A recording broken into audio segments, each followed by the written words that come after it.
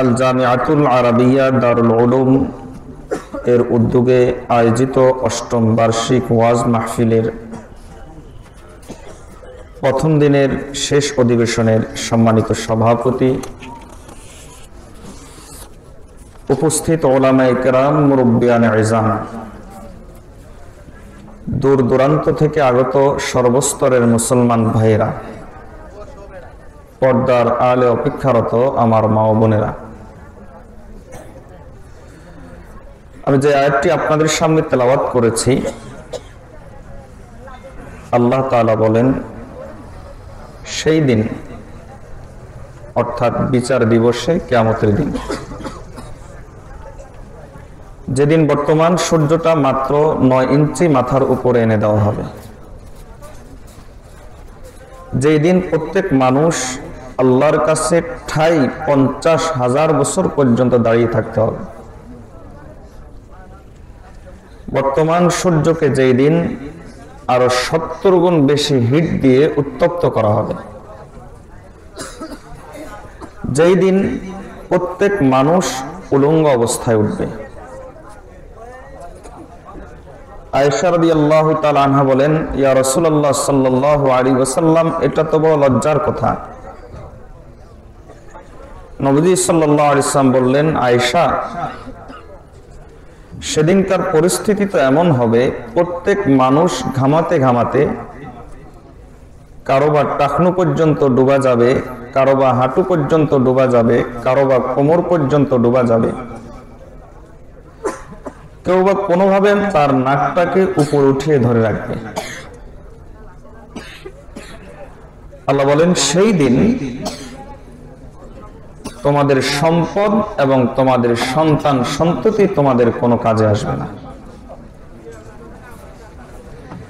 সেদিনের ভয়াবহতা বোঝাতে গিয়ে হযরত আব্দুল কাদের জিলানী রাহমাতুল্লাহ আলাইহি দৃষ্টান্ত পেশ করেন। তিনি বলেন,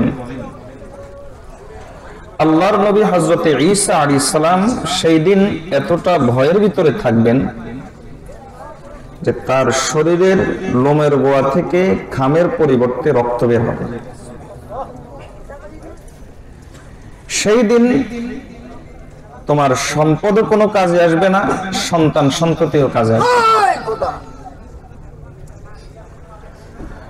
এখানে প্রাসঙ্গিক প্রশ্ন, আল্লাহ সম্পদের কথা কেন বললেন, সন্তান সন্ততির কথা কেন বললেন?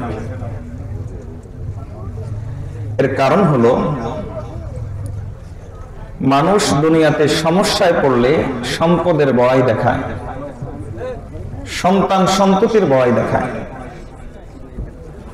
অথচ সম্পদ এবং সন্তান সন্ততি এমন জিনিস, এটা দুনিয়াতেই পরিপূর্ণ কাজে আসে না, আখিরাতে কি কাজে আসবে? একটু গভীরভাবে চিন্তা করলে দেখবেন, আপনি টাকা দিয়ে দোকান থেকে ঔষধ তো কিনতে পারবেন, সুস্থতা কিনে আনতে পারবেন না। আপনি দোকান থেকে চশমা তো কিনতে পারবেন, চোখের জ্যোতি কিনতে পারবেন না। আরাম আয়েশের জন্য আপনি ফ্যান তো লাগাইতে পারবেন, এসি তো লাগাইতে পারবেন, কিন্তু শান্তি কিনে আনতে পারবেন না। আপনি দোকান থেকে চাউল তো কিনে আনতে পারবেন,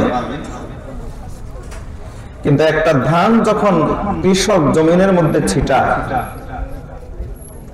তখন প্রতিটা ধানের দুই দিকে দুটো অঙ্কুর থাকে। একটা অঙ্কুরের কাজ হলো গাছ হওয়া, আর আরেকটা অঙ্কুরের কাজ হলো মূল হওয়া। যে অঙ্কুরটার কাজ হলো গাছ হওয়া, সেটা উপরের দিকে উঠে, আর যেটার কাজ মূল হওয়া, সেটা নিচের দিকে যায়। কিন্তু কৃষক যখন জমিনের মধ্যে ধানগুলোকে ছিটিয়ে আসে,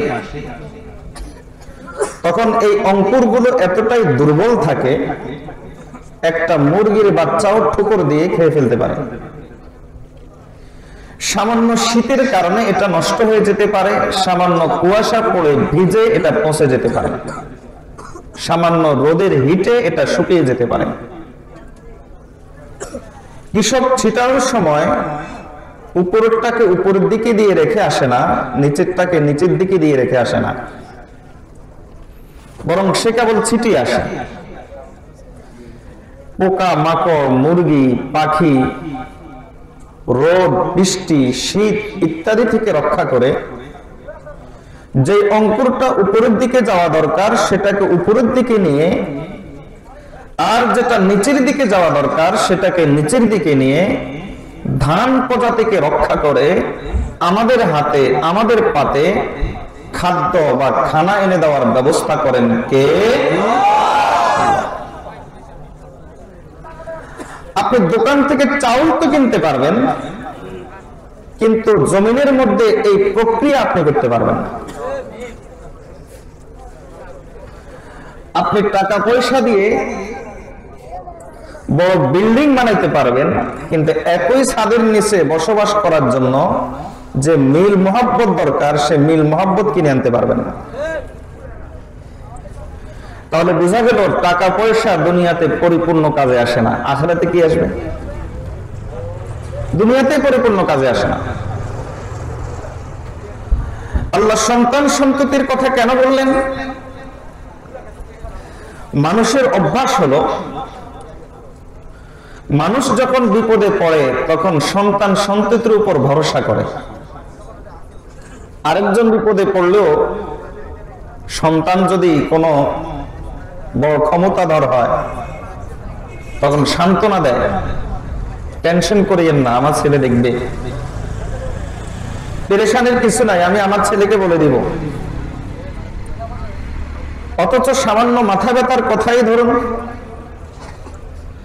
আপনার মাথা ব্যথা হলে আপনার সন্তান আপনার জন্য চিকিৎসা করতে পারবে, মাথা ব্যথার ভাগ নিতে পারবে না। আপনি অসুস্থ হলে অসুস্থতার বেদনা নিরাময় করার জন্য আপনাকে ডাক্তারের কাছে নিয়ে যেতে পারবে, কিন্তু অসুস্থতার ভাগ, বেদনার ভাগ সে বহন করতে পারবে না। তাহলে সম্পদ এবং সন্তান সন্ততি দুনিয়াতেই পরিপূর্ণ কাজে আসে না, আখিরাতে কি আসবে? আল্লাহ বলেন সেই দিন তোমার সম্পদও কোনো কাজে আসবে না, সন্তান সন্ততিও কাজে আসবে না। তবে কাজে আসবে এমন একটা অন্তর, যেই অন্তর সম্পূর্ণরূপে পাক পবিত্র, যেই অন্তরের মধ্যে গুনার কোনো দাগ নাই। এমন একটা তো অন্তর তোমার কাজে আসবে। এখান থেকে বোঝা যায় অন্তর দুই প্রকার। গোটা দুনিয়ার মানুষের অন্তর দুই প্রকার। এক প্রকার মানুষের অন্তর পাক, আর আরেক প্রকার মানুষের অন্তর নাপাক। পাক অন্তর আর নাপাক অন্তর, এই দুই প্রকার অন্তরের যারা, দুই প্রকার মানুষ যারা, তাদের কথাবার্তায়, চলা ফেরায়, ব্যক্তিগত জীবনে, সামাজিক জীবনে, পারিবারিক জীবনে, জাতীয় জীবনে সর্বক্ষেত্রে ব্যবধান থাকে। আমি দৃষ্টান্ত দিলে আপনাদের কাছে বিষয়গুলো পরিষ্কার হবে।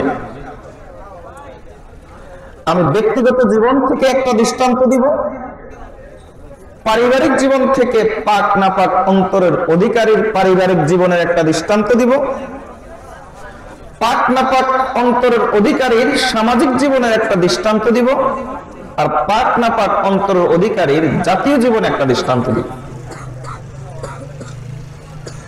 ব্যক্তিগত জীবনে আসেন, সমাজের মধ্যে এরকম বহু মানুষ পাবেন ফজরের সময় উঠতে পারে না। রাতের 10টা নাই, 11টা নাই, 12টা নাই, 1টা নাই, 2টা নাই, 3টা নাই, সারা রাত অনলাইনের ভিতরে ফেসবুকে, ইউটিউবে কিংবা রিমোট কন্ট্রোল নিয়ে বসে থাকে। ফজরের আজান শুনে ফজরের নামাজ না পড়ে ঘুমাইতে যায়। আলামত হলো যে পরিবারের সদস্যগুলো এমন, আলামত হলো ওই পরিবারের প্রত্যেকটা ব্যক্তির অন্তর নাপাক। আবার কিছু মানুষ আছে ফজরের নামাজে উঠে, আবার কিছু মানুষ আছে তাদের অন্তর এতটাই পাক, কেবল ফজরের নামাজে উঠে না, বরং রাতের তাহাজ্জুদে উঠে যায়।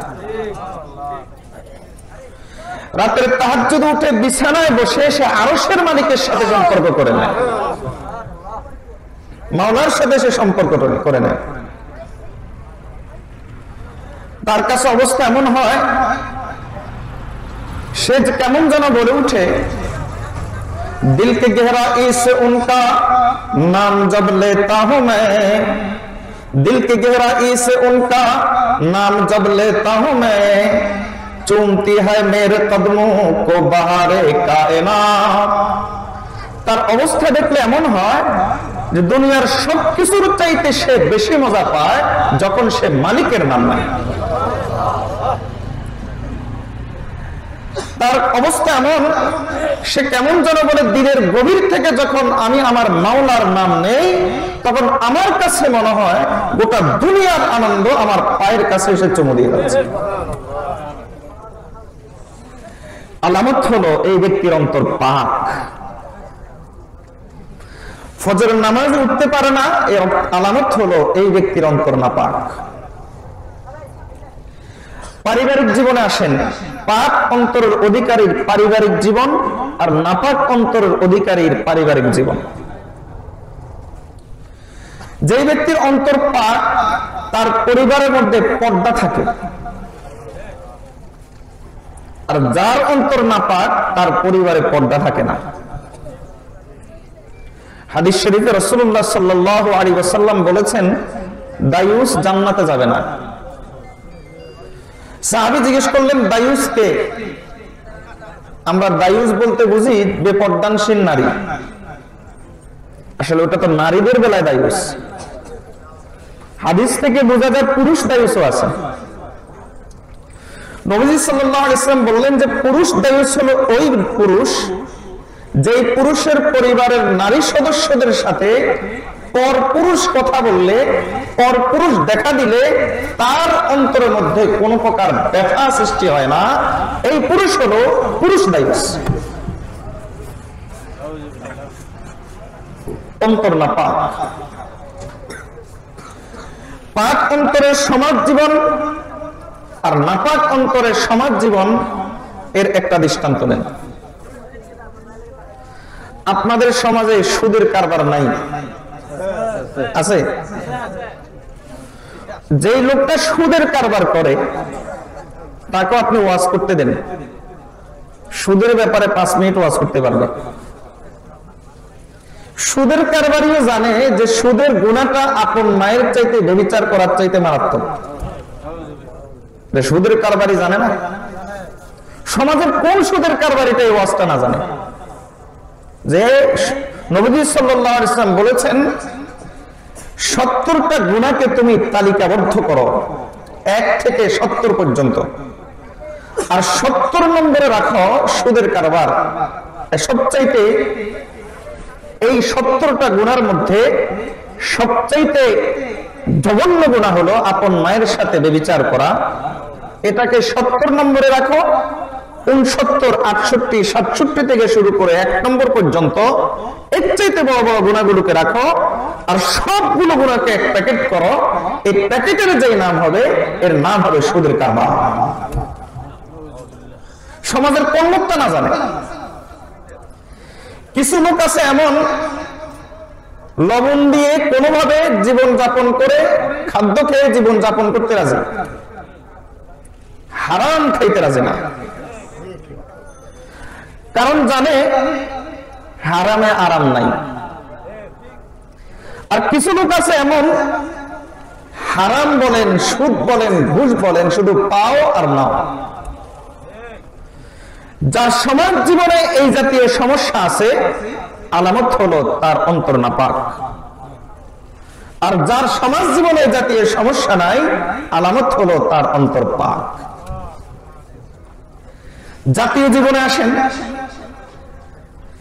বর্তমান জাতীয় জীবনে মানুষ 2 ভাগে বিভক্ত। এক ভাগ আছে ঈমান ইসলামের পক্ষে, আর আরেক ভাগ আছে কুফর আর নাস্তিকতার পক্ষে। এটা আমরা না বললেও আপনারা বুঝেন। আমরা সব জায়গায় সব স্থানে মুখ খুলে বলার মতো পরিবেশ পাই না, অনেক কিছু ভাবতে হয়। কিন্তু মনে রাখবেন, যেই লোকগুলো তাদের অন্তর নাপাক আর যাদের অন্তর পাক, পাক অন্তর যেগুলা তাদেরকে যারা নাপাক অন্তর তারা কি বলে জানেন? নাপাক অন্তরের অধিকারী লোকগুলো পাক অন্তরের অধিকারী লোকগুলোকে ঠিক সেই ভাষায় গালি দেয় যে ভাষায় সৃষ্টির মধ্যে জগতের মধ্যে সবচাইতে পাক মানুষ যারা ছিলেন আম্বিয়া কেরাম, তাদেরকে যে ভাষায় গালি দেওয়া হতো এদেরকে ঠিক সেই ভাষায় গালি দেয়।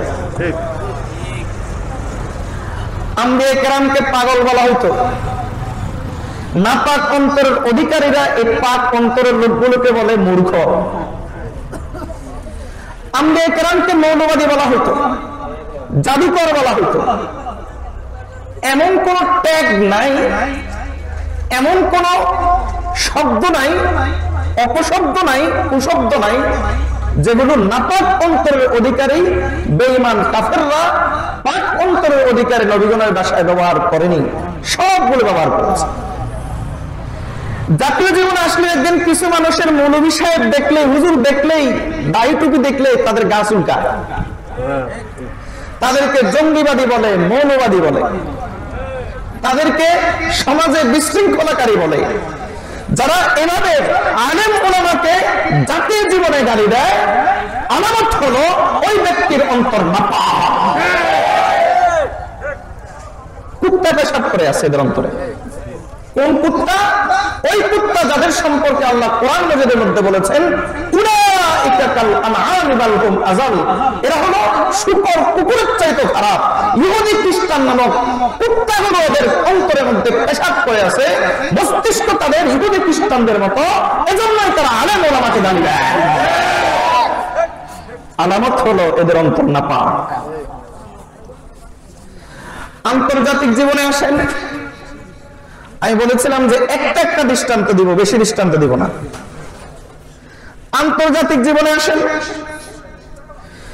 পাক অন্তরের অধিকারী আন্তর্জাতিক বিষয়গুলো সম্পর্কে তাদের ভাবনা কেমন, আর নাপাক অন্তরের অধিকারীর আন্তর্জাতিক বিষয়গুলো সম্পর্কে তাদের চিন্তা কেমন।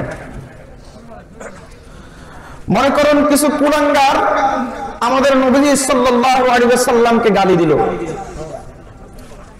তাকে নিয়ে ব্যঙ্গচিত্র করলো। কাজটা করেছে ফ্রান্সে অথবা কাজটা করেছে অন্য কোন রাষ্ট্রে। হাজার হাজার মাইল দূরে বসে আমরা মুসলমানরা দুই ভাগে বিভক্ত। একদল ওই কুলাঙ্গার ফ্রান্সের পক্ষে আছে, আর আরেক দল ওই সমস্ত কুলাঙ্গার ফ্রান্সের বিপক্ষে আছে। যাদের অন্তর পাক, তাদের মনের অবস্থা হলো এমন, তাদের চিন্তা চেতনা হলো এমন যে যারা আমার নবীর চরিত্রের বিরুদ্ধে কথা বলবে, যদি সামনে পাই তার জিহ্বা ছেড়ে ফেলব। এটা হলো তাদের মনের অবস্থা। কোন সত্যিকারের আশিকে রাসূলের সামনে কোন কুলাঙ্গার আমার নবী সাল্লাল্লাহু আলাইহি ওয়াসাল্লামকে গালি দিয়ে যাবে অথবা গালিদাতার পক্ষে কথা বলবে, এটা হতেই পারে না। যে হাত দিয়ে ব্যঙ্গচিত্র করবে সেই হাত ভেঙে ফেলবো, যে মস্তিষ্ক দিয়ে আমার নবীর চরিত্র নিয়ে চিন্তা করবে, খারাপ চিন্তা করবে, সেই মস্তিষ্ক বলিয়ে দিব। যে জিহ্বা দিয়ে এমন কথা বলবে সেই জিহ্বা ছেড়ে ফেলবো। এটা হলো পাক অন্তরের আলামত। কারণ আমার নবী সাল্লাল্লাহু আলাইহি ওয়াসাল্লাম যেমন ভাবে নবীর রহমত ছিলেন, রহমতের নবী ছিলেন, আবার ঠিক তেমনি ভাবে তিনি নবীউল মালাইম ছিলেন, জিহাদের নবীও ছিলেন। আমরা সবর করার অর্থ এই নয়, ওই ফ্রান্স কুলাঙ্গার গোষ্ঠী ইহুদি খ্রিস্টানরা শুনে রাখো, মুসলিম অন্য ধৈর্য ধারণ করার অর্থ এই নয় যে তারা জিহাদ ভুলে গেছে। আমরা জিহাদ ভুলে যাই নাই। আশা করি আপনাদের বুঝতে অসুবিধা হয় নাই যে সমাজে পাক অন্তর কার আর নাপাক অন্তর কার, এটা আমরা সহজেই বুঝে গেছি। পাক অন্তরের একটা সার্বিক আলামত হলো, মোটের উপর একটা আলামত হলো পাক অন্তরকে ভালোবাসে, আর নাপাক অন্তরকে ভালোবাসে। এটা মোটের উপর একটা আলামত। এজন্য দেখবেন যাদের অন্তর পাক, কিছু পরিমাণ হলেও যাদের অন্তর পাক, সমাজের মধ্যে যাদের অন্তর আলহামদুলিল্লাহ পাক, তাদেরকে বলা হয় আলেম ওলামা। তাদের অন্তর পাক, এই সার্টিফিকেট আমি দেই নাই, আপনিও দেন নাই, এই সার্টিফিকেট দিয়েছেন আল্লাহ। আল্লাহ তাআলা কোরআন মাজিদের মধ্যে বলেছেন যে যাদের কাছে ইলম আছে আল্লাহ তাদের অন্তরে তাকওয়া দিয়ে দেন, আল্লাহর ভয় দিয়ে দেন। এজন্য আল্লাহ কোরআন মাজিদের মধ্যে ধমকের সাথে বলেছেন।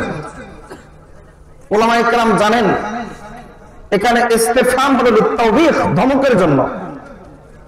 আল্লাহ বলেছেন হাল ইয়াস্তাবিল লাযীনা ইয়া'লামুনা ওয়াল লাযীনা লা ইয়া'লামুন, খবরদার আলেম ওলামা আর তুমি নিজেকে সমান মনে করিও না, খবরদার। কোরআন মাজিদের সূরা মুলকের আয়াত আল্লাহ তাআলা বলেন যে দুই শ্রেণীর মানুষ হবে, জাহান্নামে যাওয়ার মৌলিক কারণ তাদের দুইটা হবে। আল্লাহ তাআলা বলেন ওয়াকালু লাউ কুননা নাসমাউ আও নাকিলু মা কুননা ফি আসহাবিস সাঈর।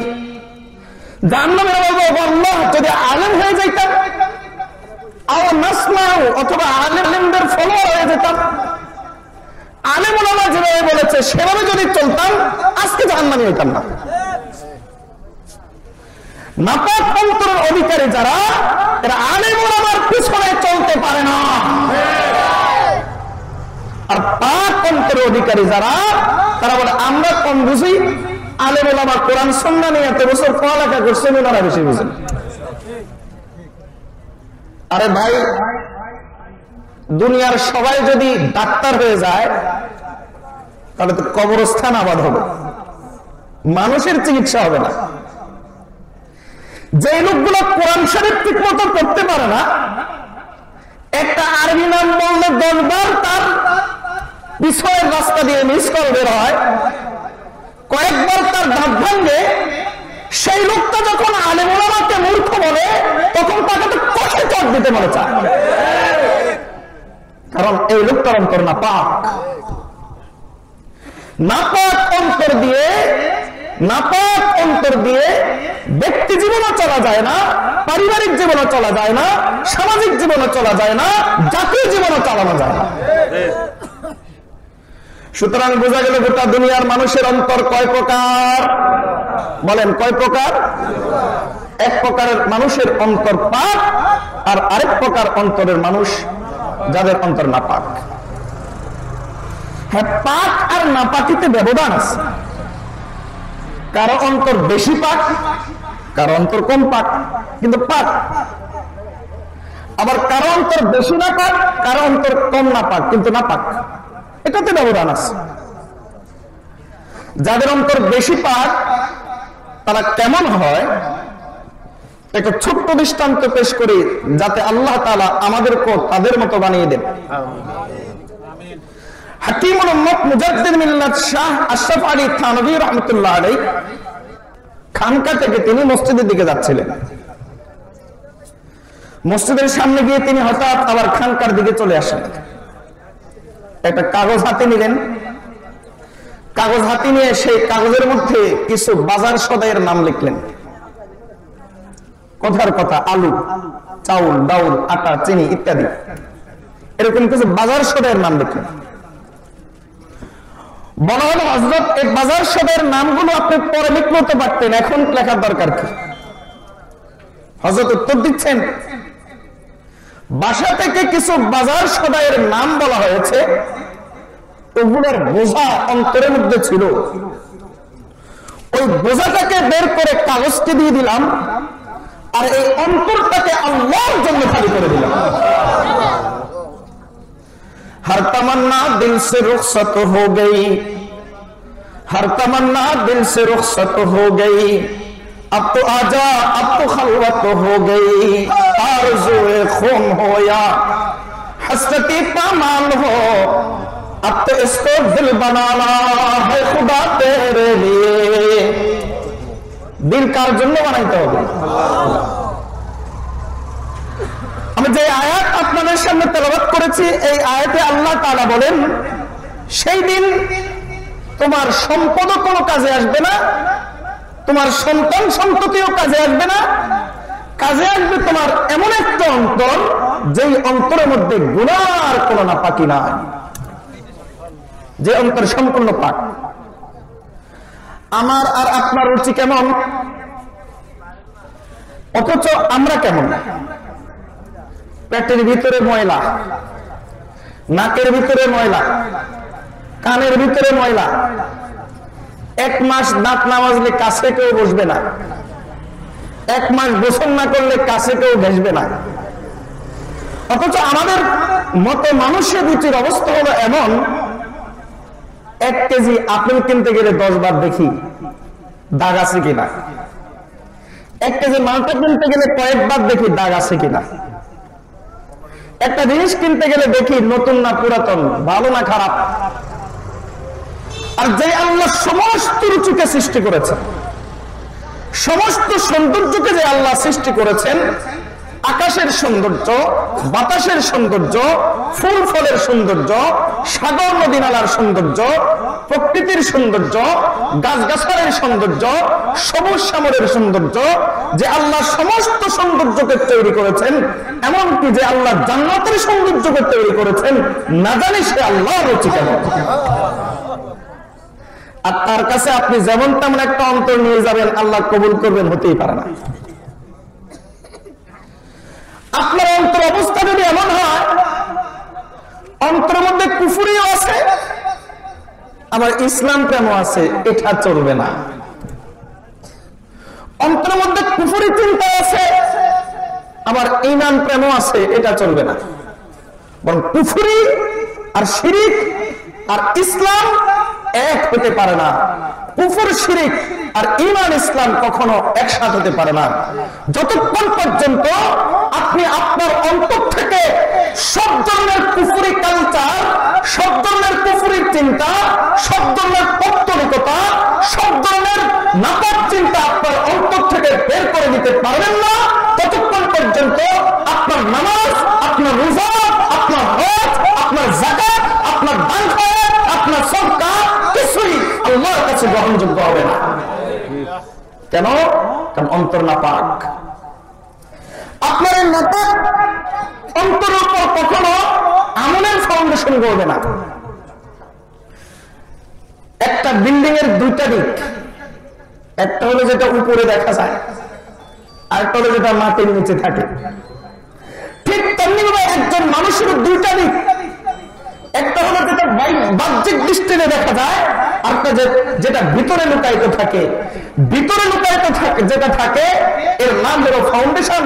যেমন বিল্ডিং এর নিচের অংশের নাম ফাউন্ডেশন, ঠিক তেমনি হবে আমাদের এই বডির ভিতরে যে অন্তরটা লুকায়িত, এর নাম হলো ফাউন্ডেশন। ফাউন্ডেশনে যদি ঈমান থাকে, বিল্ডিং এ আমল তৈরি হবে। ফাউন্ডেশন যদি ঈমান না থাকে, বিল্ডিং এ আমল কখনো তৈরি হবে না। আপনার আগে ফাউন্ডেশন ঠিক করা লাগবে। এজন্য আমাদের এই অন্তর পাক করার দরকার আছে কিনা বলেন তো? এই অন্তর পাক করার দরকার আছে।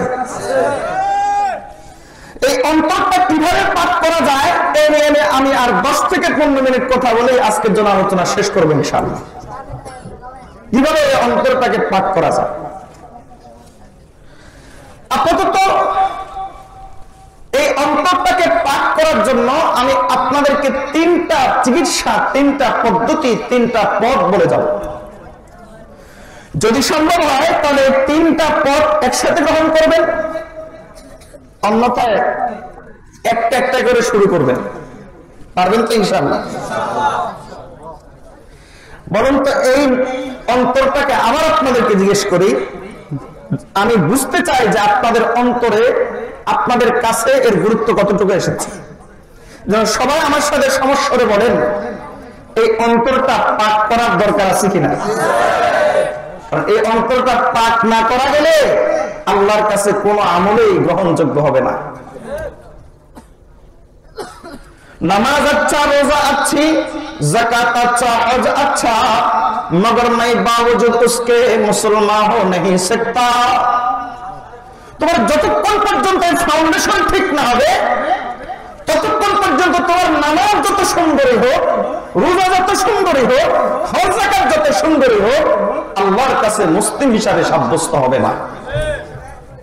ফাউন্ডেশন ঠিক করতে হবে। এই পাক নাপাক অন্তরকে পাক করার অনেকগুলো পদ্ধতি, তার মধ্যে মৌলিকভাবে উলামায়ে কেরাম বলেন 3টা পদ্ধতি। আপাতত সেই 3টা পদ্ধতি বলে যাচ্ছে। আপনার ক্ষুধা লাগে না, ক্ষুধা মন্দারুন, ডাক্তারের কাছে গেলেন, ডাক্তার কি তখন আপনাকে 1 প্লেট ভাত নিয়ে বসিয়ে দিবে? বলবে খা, কেন ক্ষুধা লাগে না?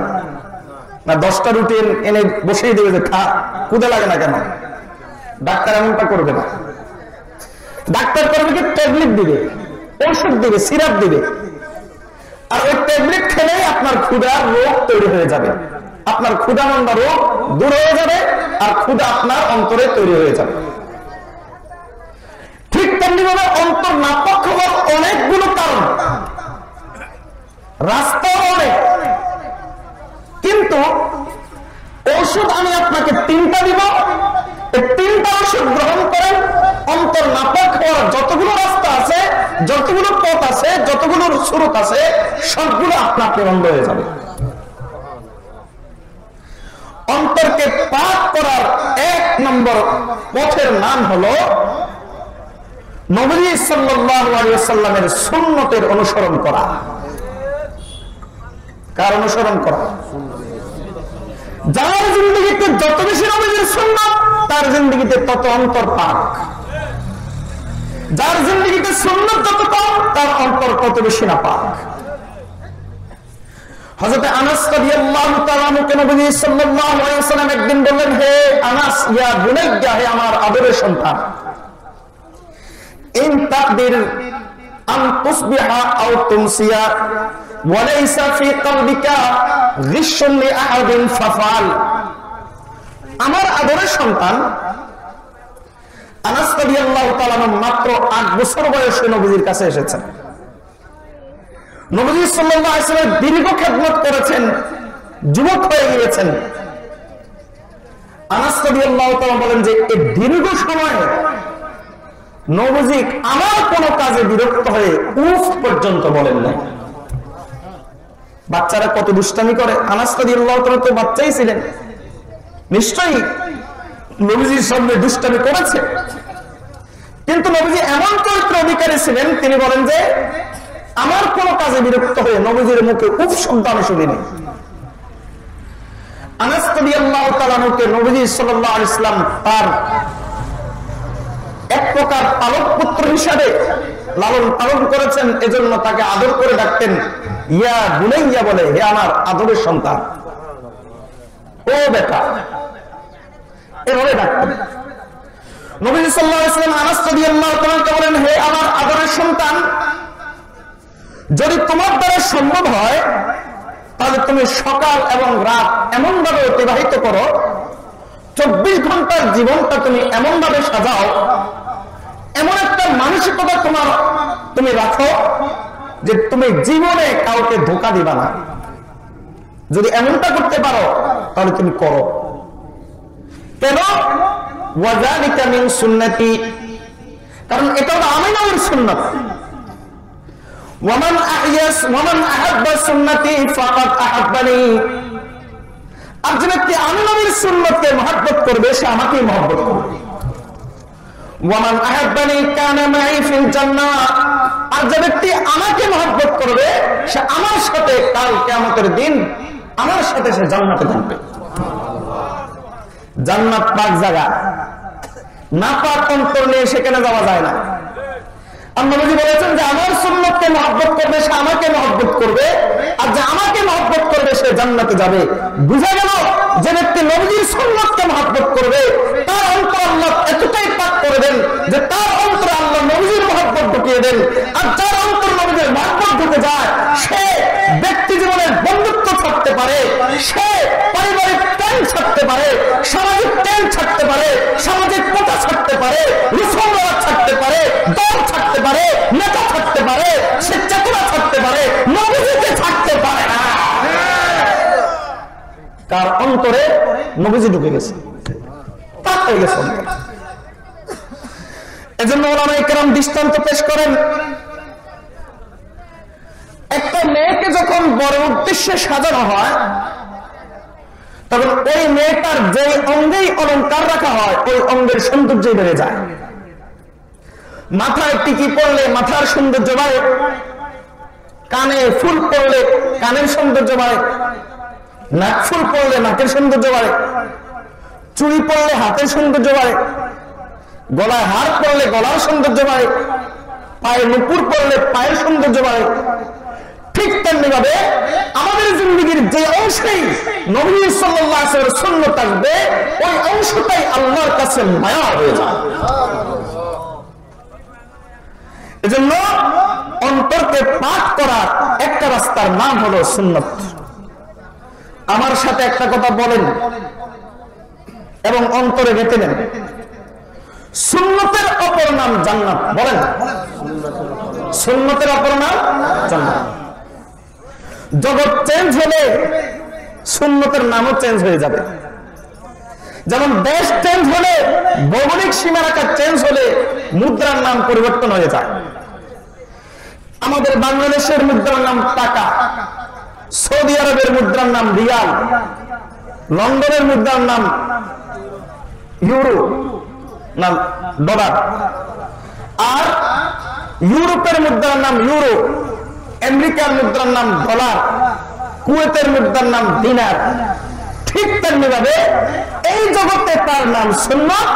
জগৎ চেঞ্জ হওয়ার সাথে সাথে আখিরাতে তার ফাইন্ড আউট হবে, তার নাম পরিবর্তন হয়ে নতুন নাম ধারণ করবে, নতুন নাম ধারণ করবে, তার নাম হবে জান্নাত। সুন্নতের অপর নাম জান্নাত।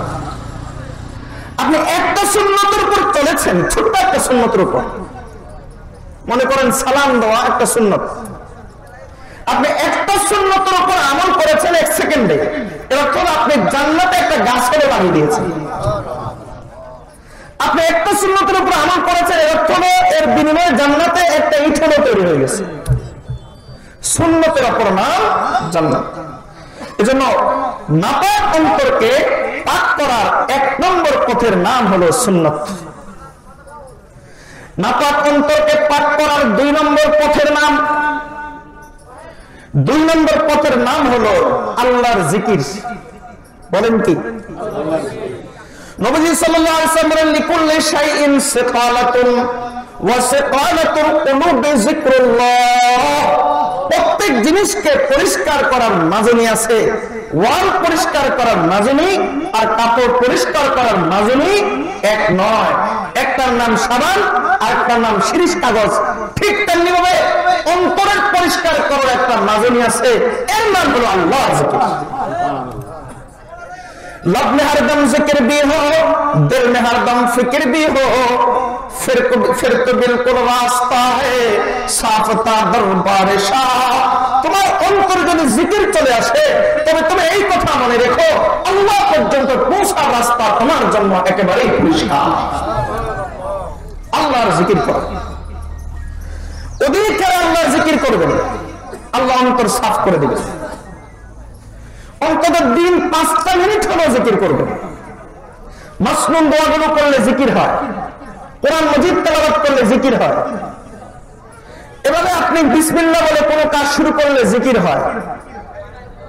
আল্লাহর জিকির যত বেশি করবেন আল্লাহ আপনার অন্তরকে তত বেশি সাফ করে দিবেন।